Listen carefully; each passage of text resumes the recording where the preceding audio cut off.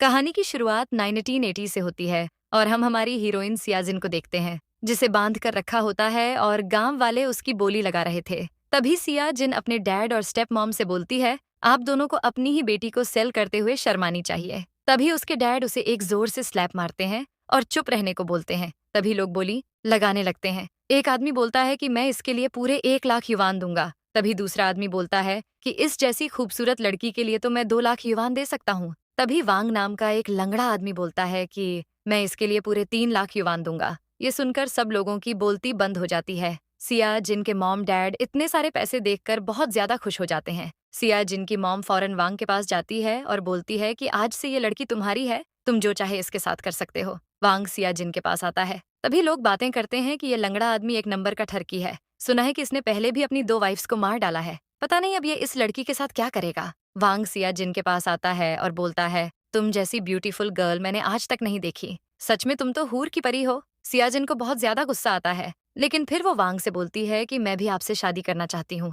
आप जैसे अमीर आदमी से शादी करना मेरी खुदकिस्मती है। ये सुनकर वांग तो बहुत ही ज्यादा खुश हो जाता है और सिया जिनकी स्टेप मॉम से बोलता है कि ये लड़की तो खुद मुझसे शादी करना चाहती है, अब मुझे इसे फोर्स करने की कोई जरूरत नहीं है। और फिर वो सिया जिनको रिलीज करने को बोलता है। स्टेप मॉम फौरन सियाजिन की रस्सी खोल देती है। जैसे ही सियाजिन फ्री होती है, तभी वो एक चाकू उठा लेती है और वांग पर हमला कर देती है और बोलती है कि अगर तुमने मेरे करीब भी आने की कोशिश की तो मैं तुम्हें जान से मार दूंगी। ये देखकर वांग की फट जाती है और सियाजिन की स्टेप मॉम और डैड से बोलता है कि मुझे मेरे पैसे वापस दो, मैं अपनी जान खतरे में डालकर ऐसी लड़की से शादी नहीं कर सकता। तभी स्टेप मॉम सिया जिनसे बोलती है, तुम ये क्या कर रही हो, चुपचाप ये चाकू नीचे रखो, वरना इसकी सजा तुम्हारी छोटी बहन किमिको को मिलेगी। ये सुनकर सिया जिनको बहुत ज्यादा गुस्सा आता है और वो अपनी स्टेप मॉम को पकड़ लेती है और बोलती है कि अगर मेरी छोटी बहन को हाथ भी लगाया तो मैं तुम्हें जिंदा जला दूंगी। स्टेप मॉम सियाजिन से बोलती है कि हमने तुम्हें इतने सालों तक पाला है, तुम हमारे साथ ऐसा नहीं कर सकती। तभी वहां पर सुहाव नाम का लड़का आता है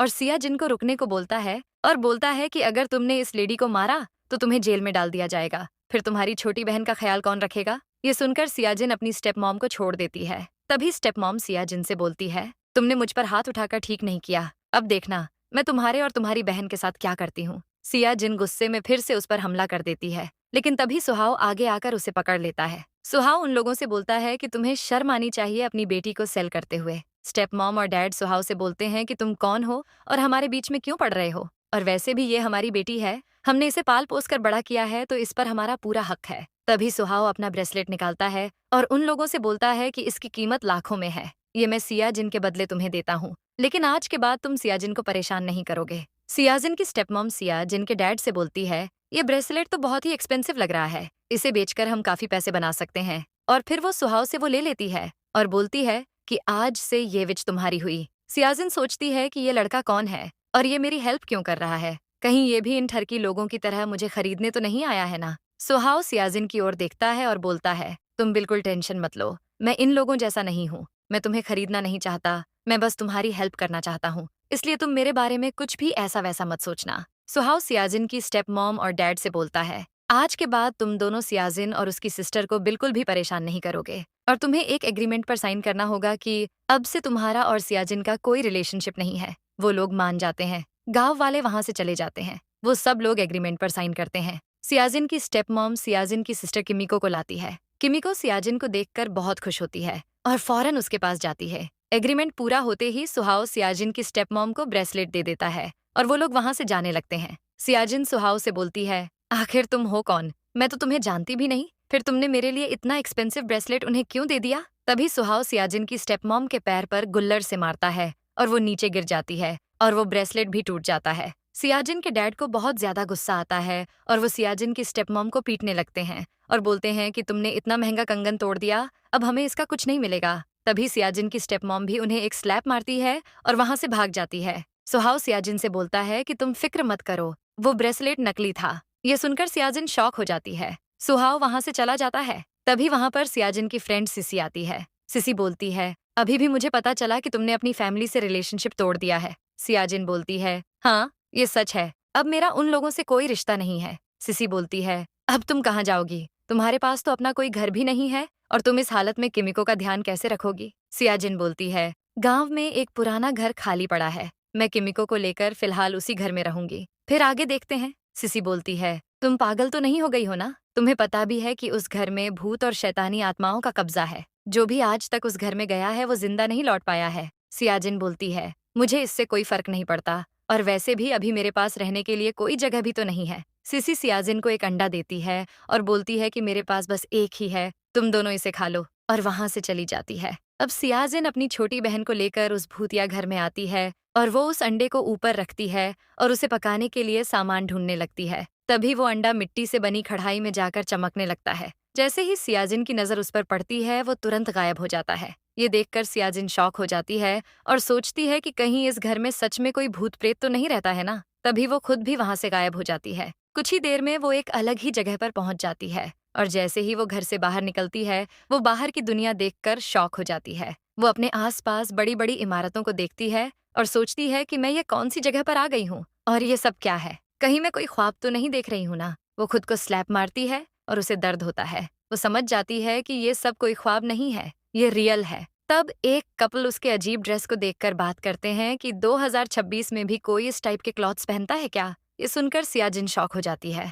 और तभी उसे पता चलता है कि वो 40 साल आगे फ्यूचर में आ गई है। वो ऊपर एक बहुत बड़ा एयरप्लेन को देखती है और बोलती है कि ये सच है, मैं 40 साल आगे आ गई हूँ। उसके बाद वो बहुत सारे लोगों को एक जगह पर जमा हुआ देखती है। एक आदमी उन्हें बोलता है कि मैं तुम्हें 200 युवान मजदूरी दूंगा। तभी एक आदमी बोलता है कि 200 युवान तो बहुत कम है, तुम्हें हमें और पैसे देने होंगे। तभी वो आदमी बोलता है कि तुम्हें काम करना हो तो करो, वरना यहाँ से चले जाओ, मैं तो इतना ही दे सकता हूँ। तभी सियाजिन भागते हुए जाती है और बोलती है कि मुझे तुम्हारी डील मंजूर है, मैं ये काम करना चाहती हूँ। वो आदमी सियाजिन के हालत देखकर बोलता है कि तुम जैसी दुबली पतली लड़की ये काम नहीं कर सकती, जाओ पहले जाकर थोड़ा खा पी कर आओ, अगर इस हालत में काम करोगी तो बीमार पड़ जाओगी। सियाजिन बोलती है, तुम मेरे बॉडी पर मत जाओ, मैं बहुत हार्ड वर्किंग हूँ, मैं इन लोगों से ज्यादा ही काम कर सकती हूँ। वो आदमी सियाजिन की बात मानकर उसे काम दे देता है। अब वो सब लोग बॉक्स उठाने लगते हैं। सियाजिन एक साथ कई बॉक्स उठाने लगती है। तभी वो आदमी बोलता है कि तुम पहले ही दिन कुछ ज्यादा ही कर रही हो, अगर तुम्हें चोट वोट लग गई तो मुझसे मत कहना।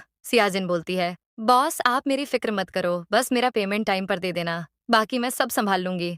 लेकिन जैसे ही वो एक बड़ा बॉक्स उठाती है तभी वो बेहोश हो जाती है। बाद में जब उसे होश आता है तो ओनर उसे बोलता है कि मैंने तो तुम्हें पहले ही कहा था कि तुम थोड़ा आराम से काम करो, देखा हो गई ना बेहोश। सियाजिन उसे जवाब देती है कि ये काम करने से नहीं हुआ, एक्चुअली मैंने 2 दिनों से कुछ नहीं खाया है, ये सब इसलिए हुआ है। ये सुनकर वो लोग तो शॉक हो जाते हैं। जूली नाम की लड़की सियाजिन से बोलती है कि तुम सच में बहुत मेहनती लड़की हो, और फिर वो सियाजिन को अपना लंच बॉक्स देती है और बोलती है कि तुम इसे खा लो, इससे तुम्हें ताकत मिलेगी। सियाजिन उसे थैंक्स बोलकर वो खाने लगती है। तभी उसे किमिको की याद आती है और वो बोलती है कि किमिको ने भी अभी तक कुछ नहीं खाया होगा। सियाजिन जूली से पूछती है कि क्या मैं तुम्हारा लंच बॉक्स घर ले जा सकती हूँ छोटी बहन के लिए, जिस पर जूली उसे बोलती है कि अगर तुमने अभी इसे नहीं खाया तो तुम काम नहीं कर पाओगी। सियाजिन उसे बोलती है कि मैं वो सब संभाल लूंगी। तभी वहां पर सभी लोग अपना लंच बॉक्स सियाजिन को देने लगते हैं। ये देखकर ओनर उन लोगों को डांटने लगता है और बोलता है कि चुपचाप अपना खाना खा लो, ये मेरे पास काम करती है तो इसे सिर्फ मैं ही खाना दूंगा,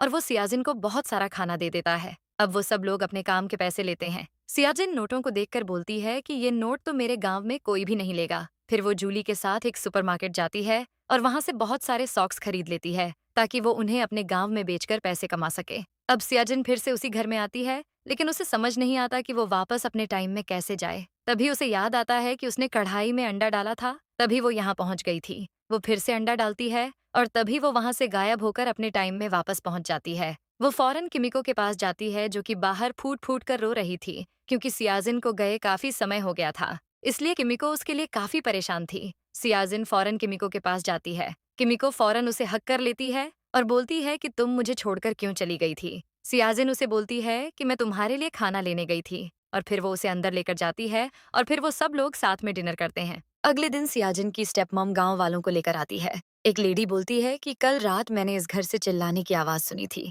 तभी सियाजिन की स्टेप मॉम रोने का नाटक करती है और बोलती है कि कहीं मेरी बेटी को उस शैतान ने खा तो नहीं लिया होगा ना। तभी सियाजिन की स्टेप सिस्टर सुमिंग बोलती है, सियाजिन अगर तुमने मॉम की बात मानकर उस लंगड़े वांग से शादी की होती तो आज तुम्हें इस तरह मरना ना पड़ता। शोर की आवाज सुनकर सियाजिन बाहर आती है और उन लोगों से बोलती है कि तुम सब यहाँ क्या कर रहे हो। सियाजिन का नया लुक देखकर वो सब लोग चौंक जाते हैं। जूली खुश होकर सियाजिन से पूछती है कि तुम ठीक तो हो ना। सियाजिन बोलती है कि हाँ, मैं बिल्कुल ठीक हूँ। तभी स्टेपमॉम पूछती है कि कल जो लड़का तुम्हारे साथ था वो कहाँ है। सियाजिन बोलती है कि तुम्हें उससे क्या, तुम अपने काम से काम रखो। फिर वो जूली को सॉक्स देती है और बोलती है कि ये मेरी तरफ से तुम्हारे लिए है, फ्री है।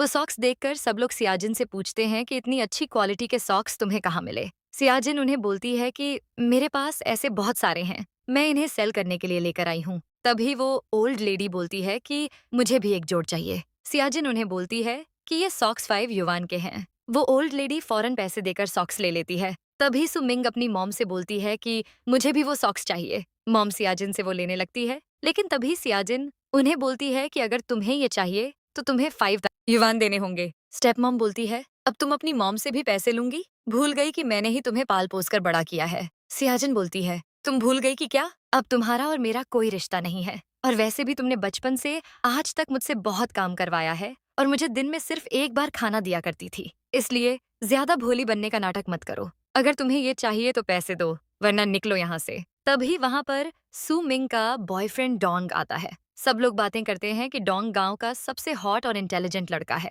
सू मिंग डोंग से बोलती है कि मुझे सियाजिन के पास के जो सॉक्स हैं मुझे वो चाहिए। डोंग जब सियाजिन को देखता है तो भी शॉक हो जाता है और सोचता है कि ये एकदम से इतनी चेंज कैसे हो गई, अब तो ये बहुत ही ज्यादा ब्यूटीफुल लग रही है। तभी सुमिंग बोलती है, डोंग तुम क्या सोच रहे हो? तभी सियाजिन बोलती है, मेरे पास फालतू टाइम नहीं है, अगर तुम लोगों के पास पैसे नहीं है तो फूटो यहाँ से, मेरे पास और भी काम है। तभी डोंग सुमिंग से बोलता है, तुम टेंशन मत लो, मैं जानता हूँ सियाजिन ने ये सॉक्स कहाँ से लाए हैं, मैं तुम्हें वहां लेकर चलता हूँ। और वैसे भी इसके पास जो सॉक्स हैं वो एक नकली कॉपी है। कंपनी वाले कभी भी इतने ब्रांडेड सॉक्स किसी को भी बेचने की परमिशन नहीं देते। तभी स्टेप मॉम सभी से बोलती है कि ये लड़की बचपन से ही चालू है, इसके सॉक्स मत खरीदो। अब वो सब लोग सियाजिन को वो सब लौटा देते हैं। सियाजिन बोलती है, एक बार फिर सोच लो, अगली बार इसकी कीमत डबल हो जाएगी। वो लोग फिर भी नहीं मानते और वहां से चले जाते हैं। अब डोंग उन सभी को लेकर एक बहुत बड़े मॉल में आता है, लेकिन वो लोग देखते हैं कि वहां पर जो सॉक्स हैं वो सियाजिन के सॉक्स के सामने कुछ भी नहीं है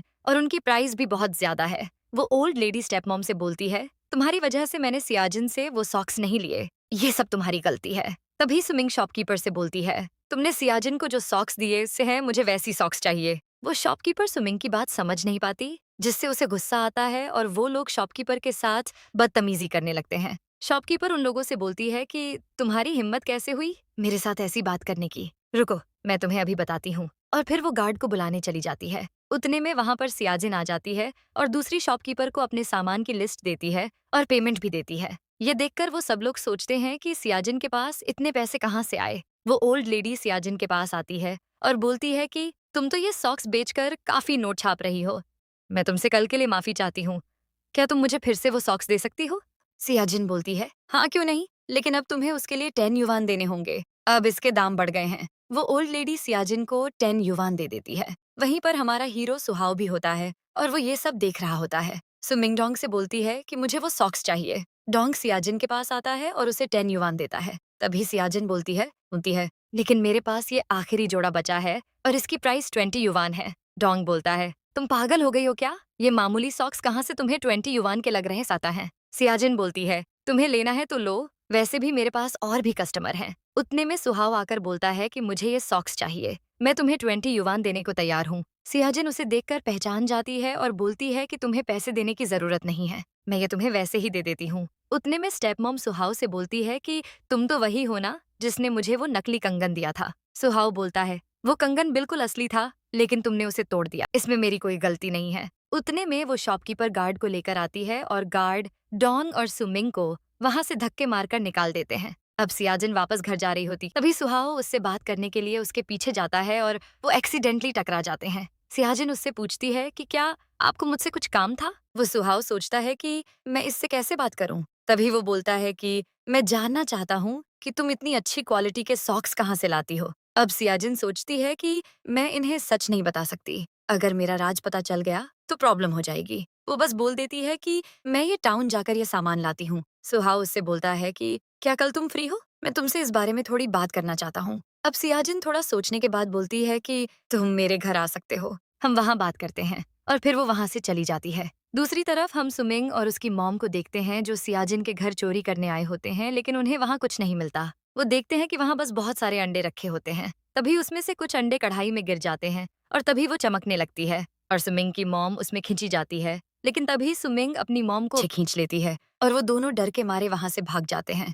इधर सुहाव के डैड अपने आदमियों को लेकर आते हैं और बोलते हैं कि मैं इतने दिनों से तुम्हें ढूंढ रहा हूँ, मैंने तुम्हारे लिए 100 युवान का इनाम भी रखा है। और फिर वो सुहाव को अपने साथ चलने को बोलते हैं। सुहाव उन्हें मना करता है तो वो लोग उसके साथ जबरदस्ती करने लगते हैं। इसी बीच सुहाव का शर्ट फट जाता है और वो वहां से भाग जाता है। भागते हुए वो फिर से सियाजिन से टकरा जाता है। सियाजिन उससे पूछती है कि तुम्हें क्या हुआ है। तभी वो सियाजिन से बोलता है कि मुझे पकड़ कर रखो, जल्द ही मेरे डैड आएंगे और तुम्हें 100 युवान इनाम देंगे। उतने में उसके डैड वहां आ जाते हैं और वो सियाजिन से बोलते हैं कि तुमने इसे पकड़कर अच्छा किया। और फिर वो उसे बांध देते हैं और सियाजिन को इनाम देकर वहां से चले जाते हैं। सियाजिन सोचती है ये लड़का काफी अजीब है, लेकिन ये हमेशा मेरी हेल्प करता है। और फिर वो वहां से जाने लगती है। तभी एक चोर चुपके से सियाजिन के पास से वो पैसे चुरा लेता है। सियाजिन घर आती है और जेब चेक करती है। तब उसे पता चलता है कि उसके पैसे चोरी हो गए हैं। उतने में सुहाव उसके घर आता है। सियाजिन उसे देखकर पूछती है कि तुम उनसे बच के कैसे आ गए। तो वो बोलता है कि वो सब छोड़ो, मुझे बहुत भूख लगी है, वो 100 युवान मुझे दे दो, मैं उससे कुछ खरीद कर खा लूंगा। सियाजिन बोलती है कि वो पैसे मुझसे किसी ने चोरी कर लिए। ये सुनकर सुहाव तो शॉक होता है और रोने का नाटक करता है और बोलता है कि मेरे पास तो बस उतने ही पैसे थे, अब मैं कहाँ जाऊंगा, मेरे पास तो करने के लिए कुछ काम भी नहीं है। और फिर वो सियाजिन से बोलता है कि अब तुम्हें मेरी रिस्पॉन्सिबिलिटी लेनी होगी। सियाजिन शॉक होकर बोलती है कि ये तुम क्या बोल रहे हो। सुहाव बोलता है कि तुम्हें कुछ दिनों तक मुझे अपने साथ रखना होगा, बदले में मैं तुम्हारे बिजनेस में हेल्प करूंगा। सियाजिन उसे मना कर देती है तो वो जोर जोर से रोने लगता है। सियाजिन बोलती है कि तुम ये क्या कर रहे हो, अगर किसी ने तुम्हें ऐसा रोते हुए देख लिया तो वो मुझे ही गलत समझेगा। सुहाव बोलता है कि फिर तुम्हें मेरी बात माननी पड़ेगी। सियाजिन बोलती है कि ठीक है, तुम कुछ दिनों के लिए यहाँ रह सकते हो। सुहाव खुश होता है। अगले दिन सियाजिन फ्यूचर में जाने का प्लान करती है और बोलती है कि अब मुझे वहां से कुछ ऐसी चीज लानी होगी जिसे बेचकर मुझे और ज्यादा पैसे मिले। और फिर वो अंडा डालकर वहां से गायब हो जाती है। उतने में सुहाव उसे ढूंढते हुए उसी कमरे में आता है और यहीं पर हमारा ये पार्ट एंड होता है। दोस्तों, अगर आपको नेक्स्ट पार्ट देखना है तो वीडियो को लाइक और चैनल को सब्सक्राइब कर दो। Thank you for watching.